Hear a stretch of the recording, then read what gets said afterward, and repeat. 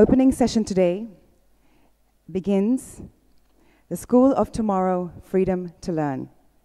My name is Kiran Chaudhary, and I consider myself hugely privileged to be your host over the next couple of days.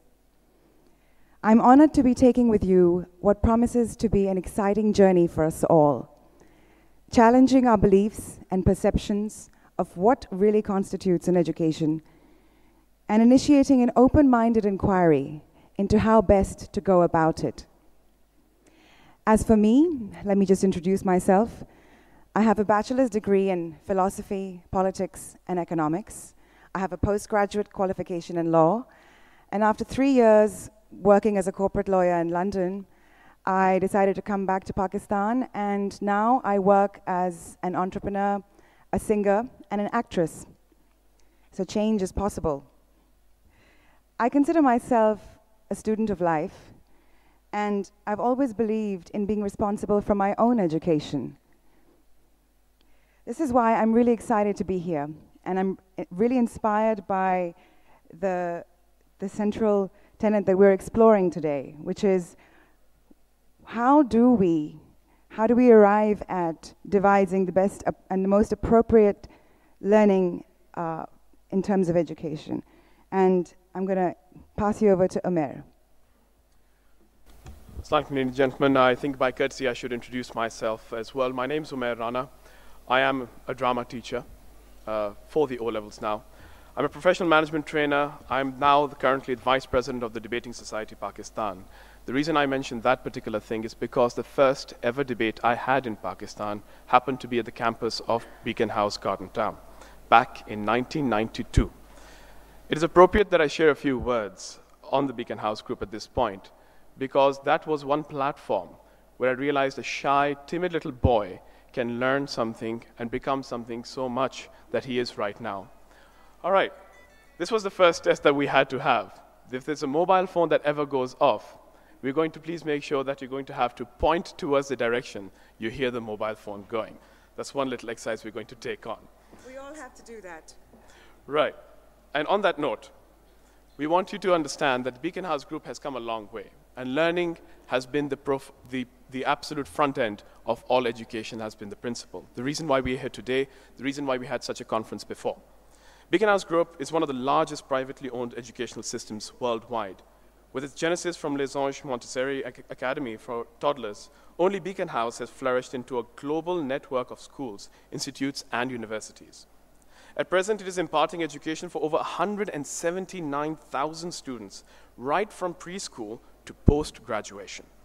Throughout this fascinating and challenging journey, Beaconhouse has stuck to its central mission to promote quality education of an international standard within our cultural framework. And the achievement of this goal is to be made possible by introducing quality management, training, and education with its benefits extended to our community, our society, and the world at large. And this brings us to why we're here today. The foundations of today's conference were laid during the various Beaconhouse academic conferences, which started out as internal gatherings of school leaders, academic decision makers, and others. The last such conference was held in 1995. In 2000, on the occasion of its Silver Jubilee celebrations, the conference entitled Rethinking Education was held. This is when there was a paradigm shift. The theme was more global, and for the first time, external guests and speakers were invited to participate. Similarly, in 2005, on the occasion of its 30th anniversary, the groundbreaking Towards 2035, the School of Tomorrow conference was held. 30 speakers from the US, UK, Malaysia, India, and Pakistan contributed.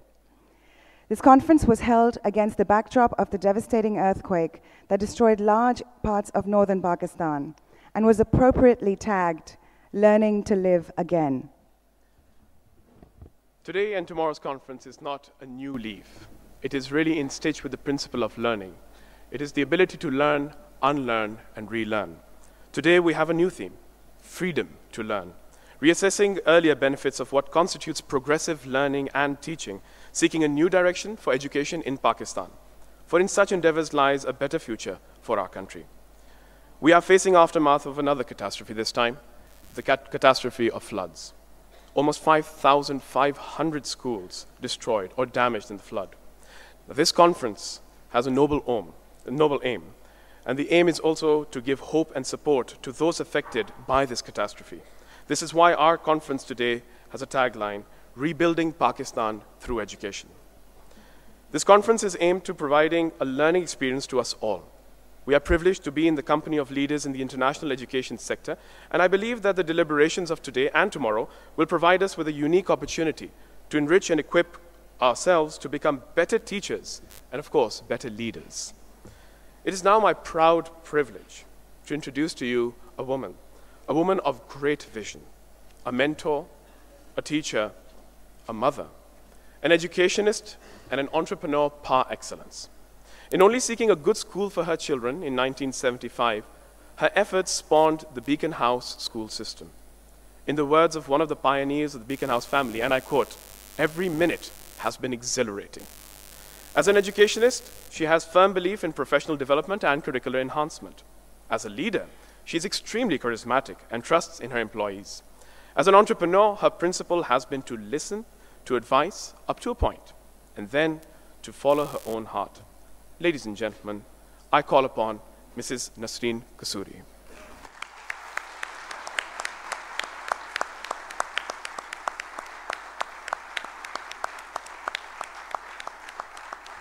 Ladies and gentlemen, Assalamu alaikum and good morning.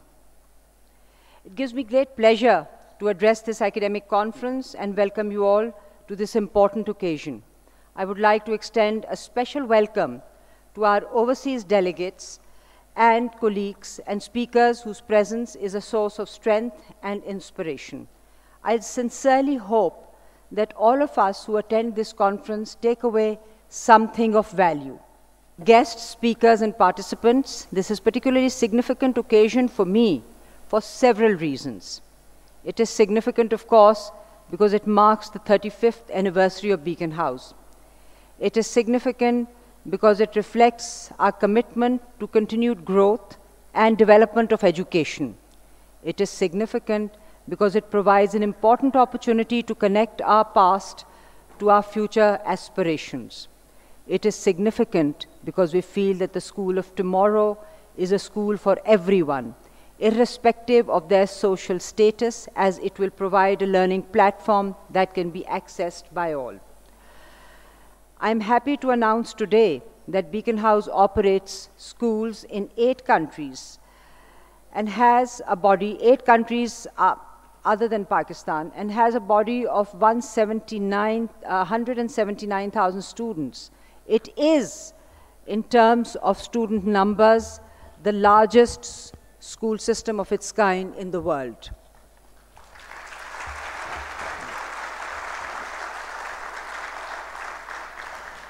The Beacon House of today has moved from being the largest player in Pakistan to 8 other countries and is poised to make its mark as an educator in Bangladesh, Malaysia, Oman, Philippines, Thailand, Indonesia, UAE, and the UK.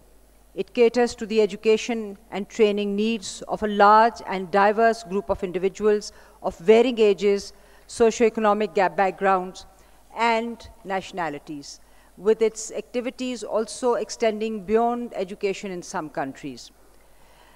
Beacon House's contribution to education were internationally recognized in 1996 when the International Finance Corporation of the World Bank Group, in its first ever investment in private education, financed the construction of 14 new Beacon House campuses.